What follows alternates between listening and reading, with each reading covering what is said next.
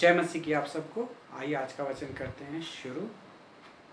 यूदा की किताब, यूदा की पत्री और उसका चौथा वचन मैं पढ़ता हूँ। आप भी अपनी बाइबल खोल के उसमें से पढ़िए। क्योंकि कितने ऐसे मनुष्य चुप से हम में आ मिले हैं जिनका इस दंड के वर्ण पुराने समय में पहले ही से लिख गया था। ये अभक्ति हैं और हमारे परमेश्वर के अनुग्रह को लुचपन में डालते हैं और हमारे एक मित्र स्वामी यीशु मसीह का इनकार करते हैं। प्रभु पढ़े गए वचन पे आशीष करे। आइए हम प्रार्थना करते हैं। प्यारे प्रभु जी, धन्यवाद स्तुति और बड़ाई के साथ प्रभु जी आपके चरणों में आके चुपचाप के दंडों प्रणाम करते हैं। समय दिया उसके लिए भी धन्यवाद देते हैं प्रभु जी। जो भी हमारी कमी घटी है सारी प्रभु यीशु मसीह के नाम से कहता हूँ प्रभु जी, आप उसे पूरा करें प्रभु जी। बोलने वाला मैं भी प्रभु जी अपनी बुद्धि और ज्ञान के साथ में प्रभु जी पवित्र आत्मा से भरने के बोलने के लिए प्रभु जी आप ही हमारी सहायता और मदद करें। आपके हाथों में सौंप देते हैं प्रभु जी। आप ही हमें संभाले और चलाए और आप ही हमसे बात करें प्रभु जी। हमारी प्रार्थना विनती को प्रभु यीशु मसीह के नाम से मांगते हैं, आमीन। यूदा की किताब, यूदा की पत्री, एक अध्याय और इस पूरे एक अध्याय में पूरे 25 आयतें हैं और 25 आयतों में से पूरी की पूरी पवित्र आत्मा से भरी हुई पुस्तक है। अगर हम इसे भी पढ़ेंगे तो 5 मिनट के अंदर पढ़ लेंगे। लेकिन यूदा की पत्री जो है, यूदा की ओर से जो मसीह यीशु का दास और याकूब का भाई और उनको बुलाए हुओं का नाम जो परमेश्वर के पिता में प्रिय और यीशु मसीह के लिए हैं, सुरक्षित हैं। यूदा की पत्री जो है यूदा ने लिखी, जो 12 शिष्यों में एक था और प्रभु यीशु मसीह का भाई भी था। उसने ये पत्रिका उस समय में लिखी जिस समय कलीसिया बढ़ गई थी और परमेश्वर का काम बहुत ही चल रहा था। और परमेश्वर का काम जब आगे बढ़ता गया, कुछ ऐसे लोग थे जो मंडलियों में घुस आए थे और मंडलियों में घुस के आके वो लोगों ने वो किया जो शरीर के अनुसार चलाने वाले लोग थे। ऐसे लोग जो थे मंडली में आ गए थे। यूदा पत्रिका भी उसी के बारे में हमें दिखाती है। हे भाई और बहनों, एक बार सोचो, भेड़ों के बीच में भेड़ों का झुंड है और वहाँ पे एक भेड़िया आ जाए तो कैसा होगा। या तो सोचो, अगर पूरे मंडली में सारे के सारे मसीह लोग हैं, अगर उसमें एक शैतान एक मनुष्य के स्वरूप में आ जाए तो क्या होगा। वैसे ही यूदा ने भी इसी के बारे में, इसी को जिक्र में रखते हुए इस पत्रिका को लिखी गई है। ये भी वो समय की पत्रिका है जिस समय मंडलियों में कुछ ऐसे लोग घुस आए थे जो कि शरीर के अनुसार चलने वाले थे। ये जो थे मसीह का काम जो लोग कर रहे थे और मसीह की कलीसिया को जो लोग चला रहे थे, और अचानक आके उसमें से अपनी सोच को बताने लग गए। हे भाई और बहनों, कलीसिया दो तीन तरीकों की आजकल चल रही है। एक तो बहुत ही ज्ञानवान के साथ, वहाँ पे जाओगे तो सिर्फ ज्ञान ही हमें मिलेगा। और एक दूसरी कलीसिया जो आम कलीसिया, वो ना ज्ञानी है और ना ही मसीह के बारे में बताती है, वो सिर्फ चल रही है तो सिर्फ चल रही है। और एक कलीसिया है जो सिर्फ पवित्र आत्मा से भरी होगी, और ये कलीसिया कहीं मिलना बहुत ही मुश्किल है इस संसार में। अगर हमें कोई कलीसिया मिल सकती है तो वो है ज्ञान से भरी हुई कलीसिया। हम जहाँ कहीं भी जाएंगे लोगों का सामना करेंगे, लोग हमें ज्ञान देने वाले, ज्ञान बांटने वाले मिलेंगे। वो भी बाइबल में से निकाल के कई ऐसी चीज़ें जो हमें सिखाएंगे जो हमें पता भी नहीं होगा, लेकिन ये सब चीज़ें जो है सच्ची होंगी, लेकिन उनके अंदर पवित्र आत्मा नहीं होगी। हे भाई और बहनों, आज का ये दौर में हम जब कलीसिया में जब जाते हैं तो हमें समझ में नहीं आता है कि क्या सही है क्या गलत है। क्यों? क्योंकि भेड़ों के रूप में भेड़िए जो हैं भेड़ों के रूप में आके प्रचार कर रहे हैं, और हमें इस चीज़ के बारे में समझना बहुत ही मुश्किल है। ये चीज़ें हम कब समझ पाएंगे, कब ये चीज़ों को समझ पाएंगे? जब हम खुद परमेश्वर में होके पवित्र आत्मा से हम लोग चलते रहेंगे। यूदा ने भी इस पत्रिका में यही बता रहा है कि कुछ लोग जो है मंडली में ऐसे मनुष्य के भेष में आके घुस आए हैं, जो कि प्रभु यीशु मसीह के बारे में बताए जाने से भी प्रभु यीशु मसीह की बातों को नहीं मान के उन्हें ठट्ठे में उड़ाते हैं और प्रभु यीशु मसीह का इनकार करते हैं। लेकिन आज की कलीसिया ऐसी है जो परमेश्वर की कलीसिया में घुस आती है, लेकिन ये ऐसा चलाती है कि हम वो ठट्ठे में उड़ा रहे हैं, ये क्या कर रहा है, इस चीज़ की भी भनक भी हमें नहीं लग पाती है। हे भाई और बहनों, परमेश्वर ने कहा है कि मैं तुम्हें भेड़ियों के बीच में भेजता हूँ, और भेड़ियों के बीच में जाके हमें किस तरह से सेवा करनी है, ये बहुत ही बड़ा सवाल जो है हमारे ऊपर है, और हमें कैसा रहना है और कैसा जीना है। क्योंकि ऐसी संगति को और ऐसी मंडली की पहचान हम कैसा करें कि जो हमें सही मंडली है और सही तरीके से चला रही है, ये जानना हर एक इंसान के लिए बहुत ही मुश्किल का काम है। लेकिन जो प्रभु यीशु मसीह के ऊपर विश्वास करता है, जो उससे जन्मा है, जो उसके लहू से धुल चुका है, उसके लिए ये काम जो है थोड़ा सा आसान हो सकता है, लेकिन उसके लिए भी यह काम मुश्किल होगा। क्यों? क्योंकि जब वो असली कलीसिया को और सही कलीसिया को सही वचन के लिए देखने जाएगा, तब उसके रास्ते में भी बहुत सारे शत्रु ऐसे खड़े हो जाएंगे कि उसे उसका सामना करना पड़ेगा। और जब तक वो अपनी अच्छी कलीसिया के पास पहुंचेगा, तब तक रास्ते में ही उसे एक शैतान जो है एक वार करेगा, और वो शायद गिर भी सकता है। हे भाई और बहनों, ऐसे वारों से, ऐसे तीरों से हमें अपने आप को बचा के उस आखिरी कलीसिया तक जाना है, जो कि परमेश्वर की सच्ची कलीसिया है। वो सच्ची कलीसिया हमें कहाँ मिल सकती है? अगर हम लोगों को बाइबल के बारे में बताने के लिए बोलें, तो हमें बहुत सारा ज्ञान से भरे हुए लोग हमें मिलेंगे, लेकिन पवित्र आत्मा से भरे हुए लोग हमें मिलना बहुत ही मुश्किल है। आजकल की कलीसिया को भी लोग जो हैं ज्ञानवान लोग चला रहे हैं, लेकिन परमेश्वर जो है उस कलीसिया को नहीं चला पा रहा है, क्योंकि उन्होंने जो कलीसिया के चलाने वाले हैं वो ऐसे कलीसिया को चला रहे हैं ताकि उन्हें कैसा लाभ हो, जैसे कि एक बिजनेस के तरीके से, जैसे कि ऐसे करेंगे तो हमें ऐसा होगा, ये प्रचार करेंगे तो हमें ये सब हो जाएगा, ऐसा करेंगे तो इतने लोग आएंगे, ऐसा करेंगे तो वो होगा।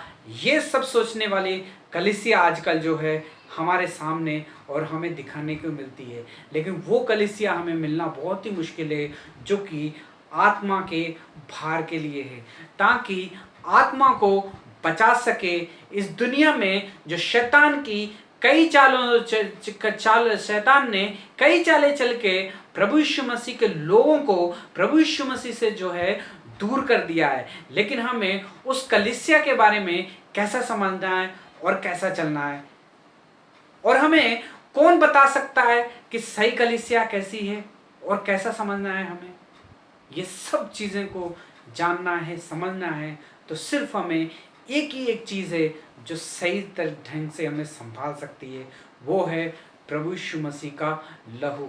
अगर कोई नया जन्म पाया हुआ है, प्रभु यीशु मसीह के लहू से धुला हुआ है, अगर उसके अंदर पवित्र आत्मा है, तो वो हमेशा सावधान रहेगा और आगे कलीसिया को भी पहचान पाएगा, और उसके साथ जैसे लोग हैं उनमें भी वो पहचान लेगा, और उसके साथ जो भेड़ों के भेष में भेड़िए हैं उन्हें भी वो पहचान सकेगा।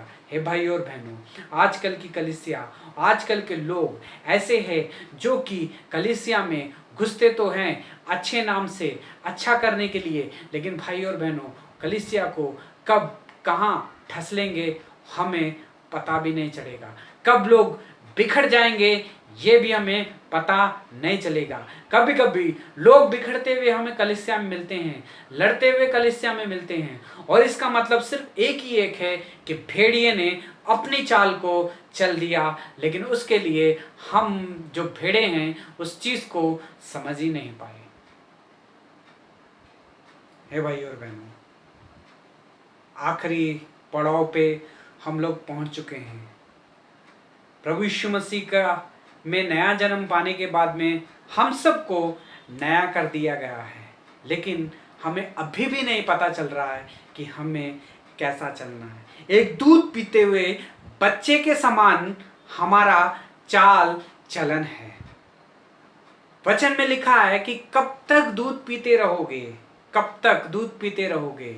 अब तुम्हारा खाना खाने का जो है समय जो है आ चुका है। अभी हमें खाना खाना है, आत्मीय भोजन खाना है। वो आत्मीय भोजन हमें कहाँ से मिलेगा? वो सिर्फ यहीं से मिलेगा। हमें ज्ञान और बुद्धि की बातों जो है वो हमें भेड़ियों से नहीं बचा सकते। सावधान कितना भी रहो, हम कितने भी चालाक क्यों ना हो, जो हम भेड़िया है वो और भी ज्यादा चालाक है, लेकिन हमें उन सारे तीरों से, शैतान के तीरों से, जो भेड़ों के रूप में भेड़िए घुसाए हैं, उनसे बचना है। तो उनसे सिर्फ एक ही एक चीज बचा सकती है, वो है पवित्रता, पवित्र आत्मा जो हमारे अंदर रहेगी। अगर ये वचन ही हमारे अंदर नहीं रहेगा, हमारे अंदर काम ही नहीं करेगा, तो हम मंडली में घुसे हुए लोगों को कैसा पहचानेंगे? यूदा ने और भी एक बात लिखी है, जो विश्वास करने के बाद में जो पीछे चले गए हैं, जो पीछे मुड़ के फिर से अपनी पुरानी जिंदगी में चले गए हैं, उन लोगों के बारे में कहता है कि उन लोगों को याद दिला रहा है कि ये एक बार इस्राएलियों को याद कर लो। वो इजरायली भी जो ने परमेश्वर ने उनकी गिड़गिड़ाहट को, उनकी प्रार्थना को, उनके आंसुओं को देखा, और उनने इजरायलियों को मिस्र में से बाहर उन्हें लेके आ गया, जब उनके सामने लाल समुद्र था और उसे भी उसने पार करा दिया, और फरो की सेनाओं को सारी की सारी उस लाल समुद्र में बह गई थी। इतना अद्भुत किया उसने, परमेश्वर ने इतने लोगों को बाहर लेके आया, लेकिन फिर भी इजरायली जो थे थोड़े से आगे आने के बाद में उनका विश्वास फिर से परमेश्वर के ऊपर कमजोर हुआ। लेकिन परमेश्वर ने उन्हें वैसे ही सजा दी, और उन्होंने वहीं पे सजा दी और वहीं पे उनको भस्म भी किया। हे भाई और बहनों, ये वचन यूदा की पत्री में लिखा हुआ है। ये वचन को अगर हम पढ़ेंगे तो इसमें कई चीजें जो है परमेश्वर हमें याद दिला रहा है कि हर एक को वो शिक्षा जरूर मिलेगी। आम आदमी को वो शिक्षा मिलेगी या नहीं मिलेगी, इसके बारे में बाइबल में नहीं, मुझे इसके बारे में नहीं पता, लेकिन मैं वो बता सकता हूं जो बाइबल में लिखा है। अगर प्रभु यीशु मसीह में आके, एक अच्छी कलीसिया में आके अगर आपका कदम फिर से पीछे की तरफ चले गया है, तो आपका भी वही दशा होगी जो उस टाइम पे इजरायलियों को समुद्र में से निकालने के बाद में जब उन्होंने विश्वासघात किया, तो वैसे भी हमारे साथ भी परमेश्वर हमें कर सकता है। आज भी वही परमेश्वर है, कल भी वो वही परमेश्वर था। हे भाई और बहनों, हमारी स्थिति कैसी है? हम कैसा जी रहे हैं मंडली में, और कैसा रह रहे हैं, और कैसा चल रहे हैं? और एक बात यहाँ पे यूदा और एक बात याद दिलाता सोदोमो और मोरो के बारे में, जो कि देश था जो कि पूरा व्यभिचार से भरा हुआ था, परमेश्वर से दूर होके अपने शरीर की इच्छा को पूरा कर रहा था। उन्हें परमेश्वर की बातों को छोड़ के उन्हें वो चीज चाहिए थी जो कि उनके शरीर को अच्छी लगती थी, जो उन्हें शरीर को तृप्त करती थी। परमेश्वर ने उस देश को भी अग्नि से नाश किया और जितने भी उसके आस पड़ोस के देश थे उन सबको नाश किया। हे भाइयों और बहनों, ये भी नए नियम की पत्रिका में ही लिखा गया है। लिखा यहां तक गया है कि जब स्वर्ग में कुछ दूतों ने जब परमेश्वर का विरोध किया तो उन्हें भी परमेश्वर ने उसी जेल में डाल के रख दिया, जो आखिरी में आके, जो अंधलोक कहते हैं, जिसे आखिरी में आके उसका भी बदला लिया जाएगा। हे भाई और बहनों, परमेश्वर ने हमें एक पुत्र को दिया ताकि हम उसके द्वारा उद्धार पाएं और हम उस नरक की आग में ना जाएं और परमेश्वर के साथ हम जुड़े और हम परमेश्वर के साथ उसके साथ हम स्वर्ग में रहें।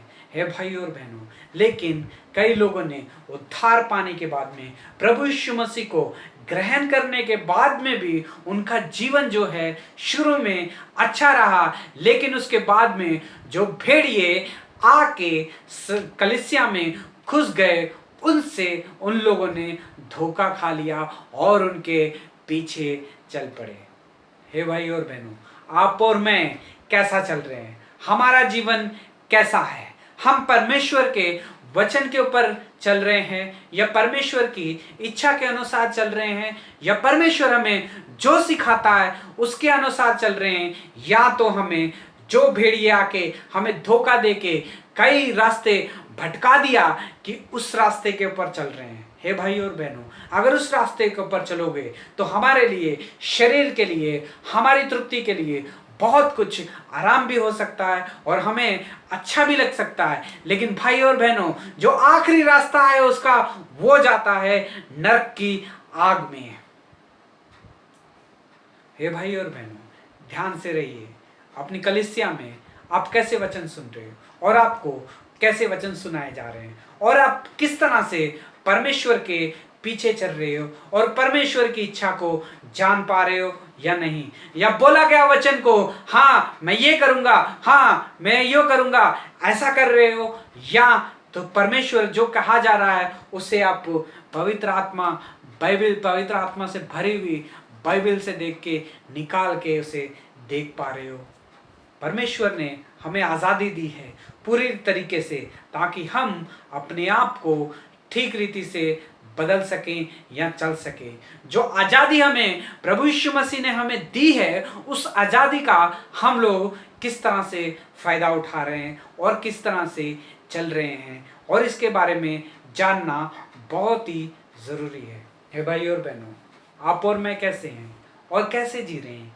कलीसिया में कैसे घुसा है और कलीसिया आज की कैसी है? यूदा ने भी ये कलीसिया को सावधान कर रहा है कि ऐसे लोग कलीसिया में घुस आए हैं जो भेड़ों को जो है अपने पीछे ले जाएंगे, जो उसकी शरीर के अनुसार चलने वाली हैं। तो आज आप आत्म भोजन कर रहे हैं या शरीर के अनुसार चलने वाला भोजन को चख रहे हैं? वो बातों को सुन रहे हैं जो आपको अच्छी लगती हैं, जो आपके शरीर को अच्छी करती हैं, जो आपको अच्छी लगती हैं, जिससे आपकी फायदा होगा, वो बातें सुन रहे, या वो बातें सुन रहे हो जिसके वचन सुन के आपकी आंखों में आंसू आ जाते हैं और आप कहते हो हाँ ये गलती मैंने की, ये पाप मैंने किया, मैं आज के बाद नहीं करूंगा और मुझे माफ कर दो, मैं आपके पीछे चलूंगा परमेश्वर। क्या ऐसे वचन आपके चर्चों में होते हैं या ऐसे वचन आप सुन पा रहे हो आजकल? हे भाई और बहनों, हम कैसे वचन को सुन रहे हैं? हम ज्ञानवान वचनों को सुन रहे हैं या पवित्र आत्मा से भरे हुए वचनों को सुन रहे हैं? या हमें ज्ञान से चलाया जा रहा है या पवित्र आत्मा से भर के चलाया जा रहा है? या यूदा की पत्रिका में अगर हम पढ़ेंगे ध्यान से तो इसमें भी दो ही चीजें हैं। जो पवित्र आत्मा से चलाने वाले लोग थे, उनके अंदर ऐसे लोग मिल गए जो के शरीर के अनुसार चलने वाले थे, जो ज्ञान से भरे हुए थे, लेकिन उनके पास पवित्र आत्मा नहीं थी। हे भाई और बहनों, जब आखिरी दिन आएगा, परमेश्वर का न्याय का दिन आएगा, ये सारे के सारे एक दिन नाश हो जाएंगे। कुछ दिन सुख भोगने से अच्छा है कि परमेश्वर के साथ थोड़े दिन इस धरती पर रह के हम दुख को भोग लें। कई लोगों को दुख भोगना पसंद नहीं होता है, कुछ कष्ट करना परमेश्वर के लिए अच्छा नहीं लगता है। हमेशा अपने आप को ये सोचते हैं कि परमेश्वर ऐसा नहीं है, परमेश्वर दयालु है, परमेश्वर मुझसे बहुत प्यार करता है, परमेश्वर मुझे कष्ट नहीं दे सकता, परमेश्वर मुझे ये नहीं कर सकता, परमेश्वर मुझे ये नहीं कर सकता। यही बातें बोल बोल के अपने आप को धोखा देते रहते हैं और इसी बात में हमारा दिन भी बीत जाता है। और जो वचन भी सुनाते हैं वो भी ये सुनाते हैं कि ऐसा कभी तुम्हारे साथ हो ही नहीं सकता। है भाई और बहनों, अगर परमेश्वर की इच्छा के ऊपर नहीं चलोगे, अगर उसके बताए हुए रास्ते पे नहीं चलोगे, तो न्याय के दिन आपको भी उसके सामने ठहरना ही पड़ेगा। क्योंकि वचन में लिखा है, जो इजरायलियों को परमेश्वर जब बचा के लेके बाहर आ गया था, तब जब उन्होंने विश्वासघात किया तो परमेश्वर ने उन्हें क्या किया, वहीं पे उन्हें भी सजा दी। है भाई और बहनों, सदोम और अमोरा के बारे में क्या में भी लिखा हुआ है, उनके बारे में भी, उस देश के बारे में भी, जब जो वो लोग थे वो सारे के सारे परमेश्वर को छोड़ के शरीर के अनुसार चल रहे थे, व्यभिचारी बन गए थे। मतलब कि परमेश्वर को छोड़ के हर एक चीज करना चाहते थे, लेकिन परमेश्वर ने उन्हें भी वही सजा दी। और जो उसके आस पड़ोस वाले लोग का मतलब है कि जितने लोग हमें आके भटकाएंगे, उन सबको भी वो वैसे ही सजा देगा जिस दिन उसे न्याय के दिन हम सबको जब उसके सामने ठहरना पड़ेगा। हे भाई और बहनों, क्या आप मंडली को खराब कर रहे हैं या मंडली को सही वचन सुना रहे हैं? क्या मंडली को आप स्वर्गीय वचन सुना रहे हैं या तो आप अपनी इच्छा के अनुसार चला रहे हो? या तो आप ज्ञानी हो, मुझे बाइबल के बारे में सब पता है करके ये बात आप समझा रहे हो, या तो आप पवित्र आत्मा से भर के वचनों को बता के उन्हें भी पवित्र आत्मा से चला रहे हो। हे भाई और बहनों, आज की मंडली कैसी है? आज मंडली कैसी चल रही है और मंडली में क्या हो रहा है? मंडली किसके हाथों में है? मंडली परमेश्वर के हाथों में है या शैतान के हाथ में है? हे भाई और बहनों, आप किसके कंट्रोल में चल रहे हो? परमेश्वर के कंट्रोल में चल रहे हो या तो शैतान के कंट्रोल में चल रहा है? आपको कौन चला रहा है और कैसा आप चल रहे हो और किस बातों पे आप ध्यान दे रहे हो? परमेश्वर की बातों के ऊपर ध्यान दे रहे हो या तो आप शरीर को जो अच्छा लगता है उस बातों में ध्यान दे रहे हो? जो शरीर के अनुसार चलने वाले हैं, जो अपने शरीर को तृप्त करने वाले हैं, वो तो व्यभिचारियों के सम्मान में और उन्हीं में गिने जाएंगे। हे भाई और बहनों, आत्मा में कितने लोग चल रहे हैं? परमेश्वर की आत्मा जैसा चलाती है वैसा चलने वाले कितने लोग हैं?